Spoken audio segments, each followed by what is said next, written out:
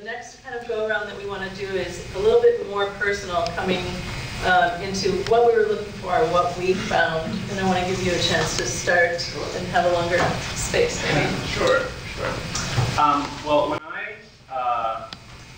I came upon the kibbutz, it was at a time when I was hoping to actually move east to be a part of a community, serious community, which is in Massachusetts, that emphasizes daily meditation and is many, many miles from here. And so that was my hope, and I had actually already qualified for an apprenticeship there when I happened to visit the kibbutz for one of the community's open mic nights, performance night with poetry and music. And I just liked the people, and I liked the spirit of fun, and just the sense of humor, and just, it was very warm. And I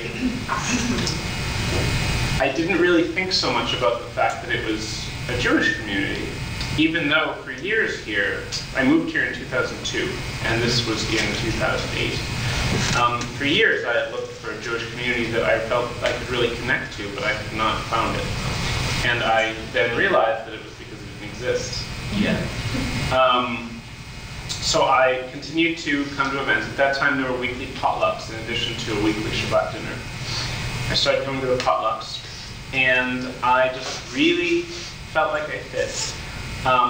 What I was looking for, whether it was on the East Coast or here, was to return to the kind of community I'd had in college, where I was part of OSCO, which is the Oberlin Student Cooperative Association. I went to Oberlin College in Ohio.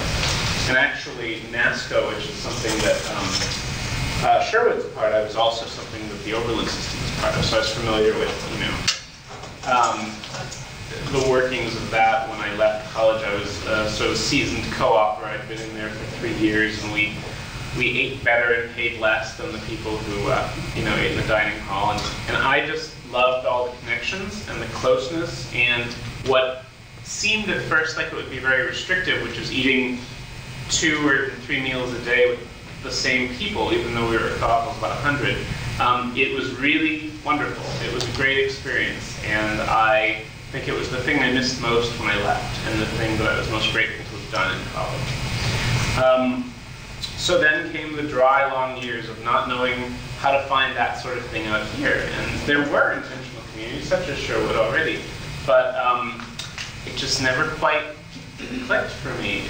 What I found in the kibbutz, and this gets into sort of the category Nancy referred to, the material, the emotional, and the spiritual. Thank heavens I have my notes. I found emotionally a community where it actually matters what's going on in the lives of the people that you live with, which in various housing situations, living with other people I sort of knew, sort of liked, living alone, I didn't have that, and suddenly I felt invested in the people I lived with, and that's what I'd wanted all along since college. That's one of the things I was seeking, was sort of getting support from people with whom you live when you need it. Having someplace you can be and go for socializing, for fellowship, not to be alone when you don't want to be alone.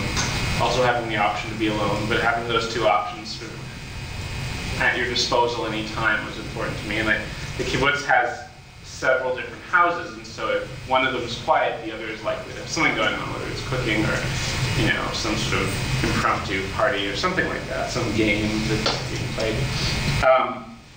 And I also have come to really enjoy Shabbat, which is really sort of the cornerstone of our community. It's the beginning of the Jewish Day of Rest, but not everyone in the community celebrates it religiously. Some people celebrate it as a ritual of sort of the week winding down and being able to sort of, I know I do, sort of relax and just spend time with people you care about, eat good food, some of which you may have prepared. And it's something I never imagined only a few years ago would be such an important thing in my life.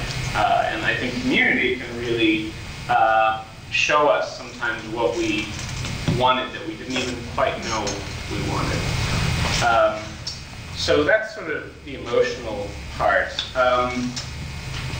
it's like a family. That's sort of the best way to summarize it. It's like a family, and it's very important before one has a family of one's own, if one would like to have a family of one's own, to have a family that you choose, you know, that will sort of get you through difficult times and help you celebrate good times. Spiritually, there are folks in the community who are religious. I should add, we have 18 or 19 people, I'm not sure if it's 18 or 19, who reside in the community, and about 300 who are in the extended community of people who come to things.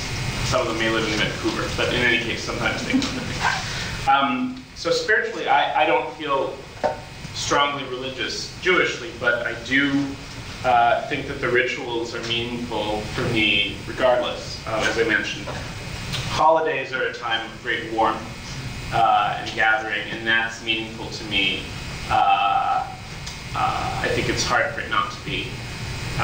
And I think helping people within the community and helping people outside the community are both spiritual values, whether or not one is particularly religious. There are people who go to synagogue but also really appreciate the kibbutz as a spiritual place. And materially speaking, we don't pool our money together to buy food. There is some shared food. We do get the benefit of Costco. Getting a bunch of stuff for a bunch of people is cheaper than getting a little bit of stuff for a small number of people. I'm sure you're aware. We share cars and we share stuff, tools, and so forth. We also have gardens, as I mentioned, and we share food in the summertime. So I think that's a good summary of what it's all about. Yeah. I'm going to ask all of us to be just a bit more brief than we might think, because we love talking about intentional community, as you might have gathered. We could go on and on, but we're going to try to wrap up so we do leave time for question and answer. So maybe, again, the things that you personally have really benefited materially, emotionally, and spiritually. Which I already said. Do you feel like you want to say some more? I just would like to say that Fred and I have lived in community for 40 years. Yes. And we started in 1970 by becoming part of the Ecumenical Institute of Chicago. It was ecumenical. It became more secular, even though we talked about being a part of a religious order. We traveled and lived in Kenya and India, in community, all of those places. And coming back to the States, which was the biggest cultural assault on us of all, because it was in '89 after the supermarkets were installed in communities, and you know, it's just overpowering. And deciding that even though the Ecumenical Institute's mission was the reason, like Larry talked about the Ananda community, the mission was the reason that we lived in community. However, both Fred and I felt that community was a legacy for us, and that was a mission in itself, enabling and promoting community where people did not have to live isolated lives and encounter each other every day, and it's that's a spiritual practice. It's finding ways to live together, and so that's been our journey, and it's been an exciting one. Thank you for making that your lifetime legacy and modeling that.